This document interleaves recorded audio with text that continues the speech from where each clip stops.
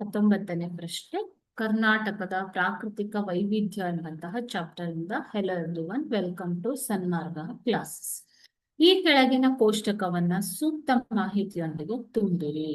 Okay, so ಇಲ್ಲಿ ಮಣ್ಣಿನ ವಿಧಗಳು, ರಚನೆ, ಬೆಳೆಯಬಹುದಾದ ಬೆಳೆಗಳು, ಕಂಡುಬರುವ ಜಿಲ್ಲೆಗಳು ಇದನ್ನ ಕೇಳಿದ್ದಾರೆ.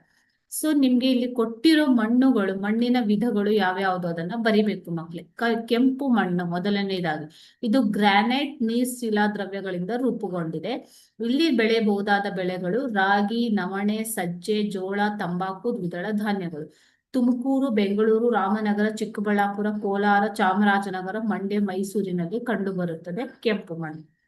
ಎರಡನೆಯದಾಗಿ ಕಪ್ಪು ಮಣ್ಣು, ಬಸಾಲ್ಟ್ ಶಿಲೆಯ ಶಿಥಿಲೀಕರಣದಿಂದ ರಚನೆ ಆಗಿರುವಂತದ್ದು. ಹತ್ತಿ, ಜೋಳ, ಕಬ್ಬು, ಈರುಳ್ಳಿ ಇತ್ಯಾದಿ ಬೆಳೆಗಳನ್ನ ಬೆಳೆಯಬಹುದು.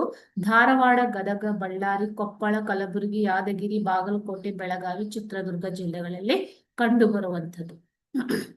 ಮೂರನೆಯದಾಗಿ ಜಂಬಿಟ್ಟಿಗೆ ಮಣ್ಣು, ಸುಣ್ಣ, ಸಿಲಿಕೇಟ್ಗಳು ಮಳೆ ನೀರಿನಲ್ಲಿ ಕರಗಿ ಮಣ್ಣಿನ ಕೆಳಸ್ತರ ಸೇರಿರುವುದರಿಂದ ಉಂಟಾಗುವ ಮಣ್ಣು. ಬೆಳೆಯಬಹುದಾದ ಬೆಳೆಗಳು ಗೋಡಂಬಿ, ಚಹಾ, ಮೆಣಸು, ರಬ್ಬರ್, ತೆಂಗು. ಉತ್ತರ ಕನ್ನಡ, ದಕ್ಷಿಣ ಕನ್ನಡ, ಉಡುಪಿ, ಶಿವಮೊಗ್ಗ, ಹಾಸನ, ಕೊಡಗು, ಬೆಳಗಾವಿ ಜಿಲ್ಲೆಯಲ್ಲಿ ಕಂಡುಬರುತ್ತದೆ. ನಾಲ್ಕನೆಯದಾಗಿ ಮೆಕ್ಕಲು ಮಣ್ಣು, ನದಿಗಳ ಸಂಚಯನದಿಂದ ಉಂಟಾಗುವಂಥದ್ದು. ಭತ್ತ, ತೆಂಗು, ಅಡಿಕೆ, ಬಾಳೆ ಬೆಳೆಯಲು ಸೂಕ್ತ.